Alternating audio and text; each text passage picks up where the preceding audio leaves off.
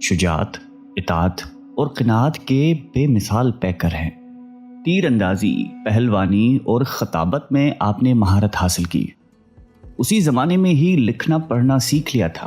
رواج زمانہ کے مطابق تعلیم کے بعد فکر معاش کی طرف متوجہ ہوئے اور عرب کے اہم مشغلہ تجارت کو اپنے روزگار کا سامان بنایا۔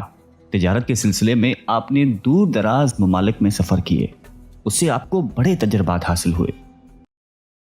اعوذ باللہ من الشیطان الرجیم، بسم اللہ الرحمن الرحیم۔ السلام علیکم ورحمۃ اللہ وبرکاتہ۔ ناظرین، امید کرتی ہوں کہ آپ سب خیر و عافیت کے ساتھ ہوں گے۔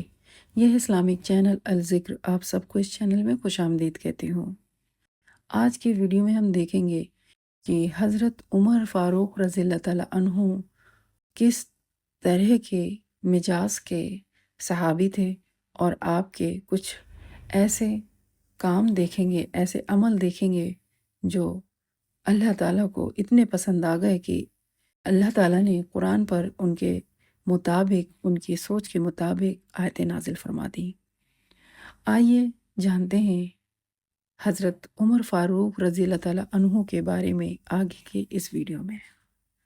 خودداری، بلند حوصلے، معاملہ فہمی اور دور اندیش نگاہی اس کا نتیجہ تھا۔ قبائل کے درمیان معمولی رنجشوں کو اپنے غیر معمولی فہم اور تدبیر سے بہت جلدی حل فرما لیا کرتے تھے۔ عمر کا 27واں سال تھا کہ ریگستان عرب میں آفتاب اسلام طلوع ہوا۔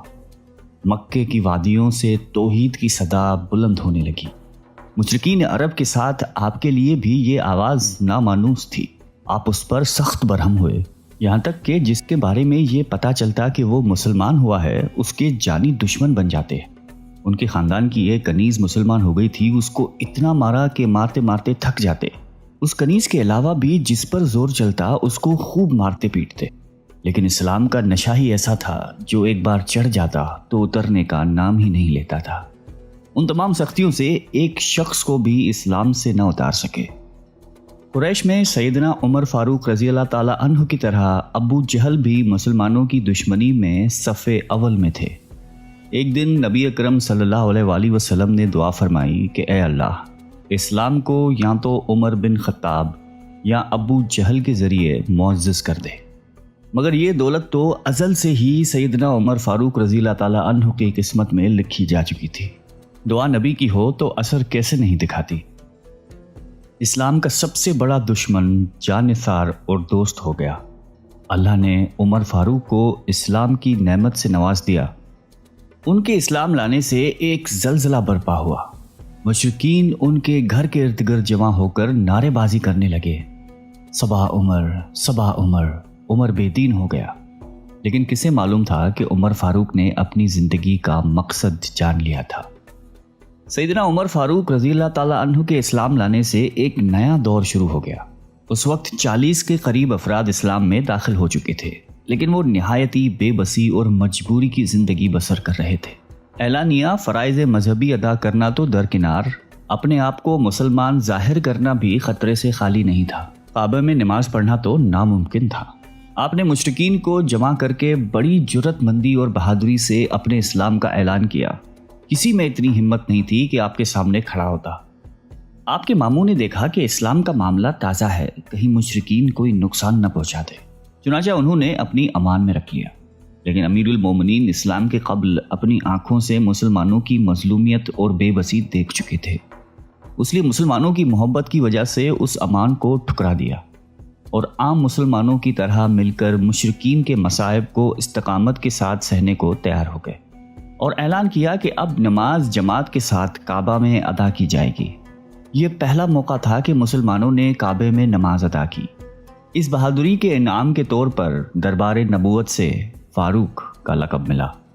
مکہ میں جس طرح مسلمانوں کی تعداد بڑھتی گئی، مشرکین قریش کے بغض و عناد میں بھی ترقی ہوتی رہی۔ پہلے وہ فطری خون خواری اور جوش مذہب کی وجہ سے اذیت پہنچاتے تھے، لیکن اب انہوں نے سیاسی استحصال بھی شروع کر دیا تھا۔ مکہ میں مسلمانوں کی زندگی مشکل سے مشکل تر بنتی جا رہی تھی۔ مسلمان حضور اکرم صلی اللہ علیہ وآلہ وسلم کی اجازت سے مدینے کے ساتھ مختلف ممالک میں ہجرت کرنے لگے۔ تمام مسلمانوں نے خفیہ اور پوشیدہ ہجرت کی۔ اس کے مقابلے میں سیدنا عمر فاروق رضی اللہ تعالیٰ عنہ نے آپ صلی اللہ علیہ وسلم سے اجازت ہجرت طلب کی۔ اجازت ملنے پر جس شان و شوقت سے آپ نے ہجرت کا سفر شروع کیا وہ قابل بیان ہے۔ آپ نے گردن میں تلوار لٹکائی، تیر نکال کر ہاتھ میں رکھے، کعبہ کے پاس آئے، 7 دفعہ طواف کیا اور مقام ابراہیم پر 2 نفل ادا کیے۔ اشراف قریش کعبے کے ارد گرد چھوٹی چھوٹی جماعتوں میں بٹ کر بیٹھے ہوئے تھے۔ آپ ہر جماعت کے پاس آتے اور فرماتے کہ تمہارے چہرے خاک آلودہ ہوں، جو چاہتا ہے کہ اس کے بچے یتیم ہوں، اس کی بیوی بیوہ بنے، وہ اس وادی کے پار آ کر میرا مقابلہ کرے۔ سنو، میں مدینے ہجرت کر رہا ہوں، کون ہے مقابلے کو تیار؟ آئے میدان میں۔ للکار فاروقی کے سامنے سب کی بہادری دم توڑ گئی اور کوئی بھی مقابلے کو تیار نہ ہوا۔ اس کے بعد جماعت در جماعت ہجرت کر کے مدینے میں جمع ہونے لگے، حتیٰ کہ سرور کونین صلی اللہ علیہ وآلہ وسلم خود ہجرت کر کے مدینے نازل ہوئے۔ آپ صلی اللہ علیہ وآلہ وسلم نے مہاجرین اور انصار کے درمیان بھائی چارہ قائم کیا۔ انصار نے اس میں جان نثاری کی مثالیں قائم کر دی تھی۔ مدینے میں اب مسلمان سکون و اطمینان کے ساتھ عبادت کرنے لگے تھے کہ غزوہ بدر کا عظیم موقع پیش آیا۔ امیر المومنین اس موقع میں حضور اکرم صلی اللہ علیہ وآلہ وسلم کے لیے اپنی مدبرانہ رائے، معاملہ فہمی اور شجاعت و بہادری سے دست بازو بنے رہے۔ اس موقع میں مسلمان سرخرو ہوئے، کامیابی اور کامرانی ان کا نصیب بنی اور کفار کو شکست سے دوچار ہونا پڑا۔ اس موقع میں سرداران قریش کی بڑی تعداد گرفتار ہوئی۔ اس بات پر بحث ہونے لگی کہ ان کے ساتھ کیا معاملہ کیا جائے۔ سیدنا ابو بکر صدیق رضی اللہ تعالیٰ عنہ اور دیگر صحابہ کی رائے یہ تھی کہ ان سے فدیہ لے کر آزاد کر دیا جائے، جبکہ امیر المومنین کی رائے تھی کہ ان سب کو قتل کر دیا جائے۔ آپ علیہ السلام نے حضرت ابو بکر صدیق رضی اللہ تعالیٰ عنہ اور اکثر صحابہ کی رائے پر عمل کرتے ہوئے ان تمام کو فدیہ لے کر آزاد کر دیا۔ اس کے علاوہ آپ نے جنگ احد، خندق، خیبر اور فتح مکہ جیسے عظیم موقعوں میں نمایاں خدمات سر انجام دی۔ سیدنا ابو بکر صدیق رضی اللہ تعالیٰ عنہ کی وفات کے بعد آپ خلافت میں آئے۔ اپنے 10 سال کی دور خلافت میں فارس، روم، ایران، عراق، شام، بیت المقدس جیسے عظیم سلطنتوں کو فتح کیا۔ وقت کے فرعونوں کی حکومت کے تختے الٹ دیے، پوری دنیا میں اسلام کا ڈنگا بجا دیا۔ اپنے دور خلافت میں ملکی نظم و نسق کو باقاعدہ منظم کیا۔ آپ کی حکومت میں ملک کے تمام ضروری شعبے وجود میں آ چکے تھے۔ اپنے مملکت کو صوبوں اور ضلعوں میں تقسیم کیا۔ ہر صوبے میں بڑے عہدیدار مقرر کیے، جن میں حاکم صوبہ، قاضی، فوجی محکمہ، منشی، کلارک وغیرہ شامل تھے۔ ملکی و قومی مسائل مجلس شوری میں پیش ہو کر طے پاتے تھے۔ آپ اپنے دور خلافت میں حکام اور حکومی ملازمین کی کڑی نگرانی کرتے تھے۔ اگر ضرورت پڑتی تو عدالت کے کٹہرے میں لا کر کھڑا کر دیتے تھے۔ آپ نے قابل زراعت زمین کے لیے نہریں کھدوائیں، زراعت کے پیشے کو فروغ دیا، عشر و خراج کے منظم احکام جاری فرمائے، جیل خانے اور بیت المال جیسے عام شعبے ترتیب دیے، تعمیرات کو سرکاری طور پر ترقی دلوائی۔ آپ نے نئی آبادیاں قائم کی جس میں بصرہ، کوفہ اور دیگر شہر شامل ہیں۔ اشاعت اسلام کے لیے آپ کی خدمات قابل قدر ہیں۔ آپ کے اثرار پر قرآن، جو اساسہ اسلام، دستور اور منشور ہے، مرتب کیا گیا۔ آپ نے اپنے دور خلافت میں اس کے درس و تدریس کو رواج دیا، معلمین، حفاظ اور موزنین کی تنخواہیں مقرر کی۔ اشاعت حدیث کے لیے بھی صحابہ کو مختلف ممالک کی طرف روانہ فرمایا۔ آپ نقل احادیث میں بڑی احتیاط فرماتے تھے۔ تمام ممالک میں فقہ کرام کو مقرر کیا۔ مختلف فقہی مسائل میں صحابہ سے مشورہ کر کے ایک رائے طے کرواتے تھے۔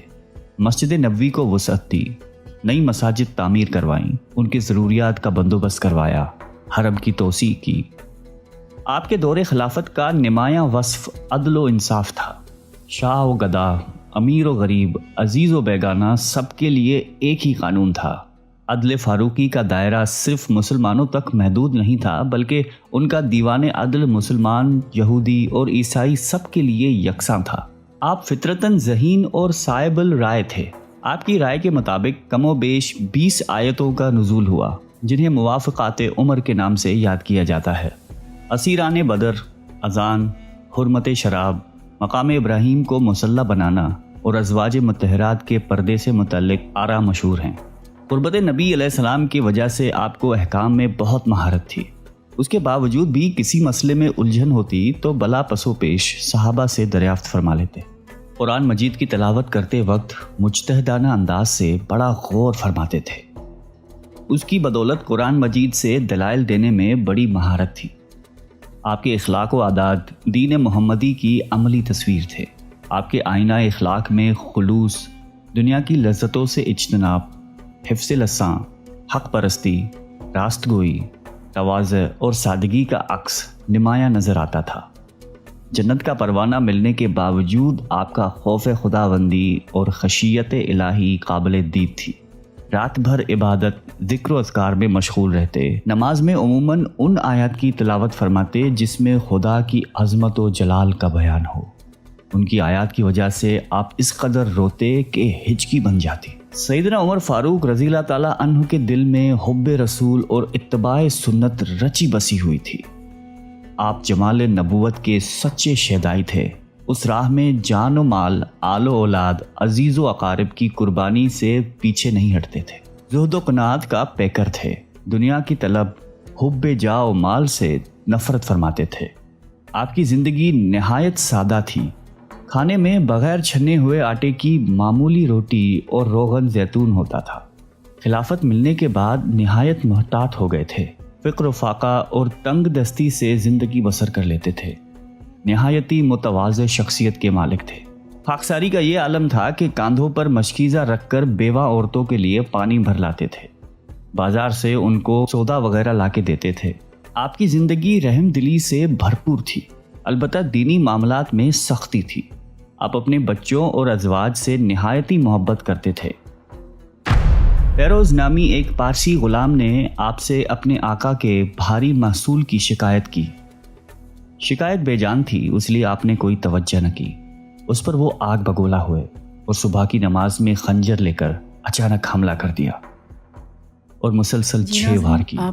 زخم ایسا کاری تھا کہ آپ اس سے جانور نہ ہو سکے۔ آخری وقت میں اہم وصیتیں کی۔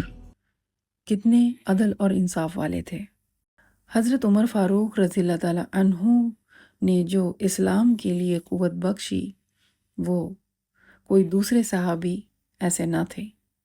حضرت عمر فاروق رضی اللہ تعالیٰ عنہ اسلام کی پلر میں سے وہ ایک مضبوط پلر ہیں جن کی وجہ سے اسلام آگے بڑھا۔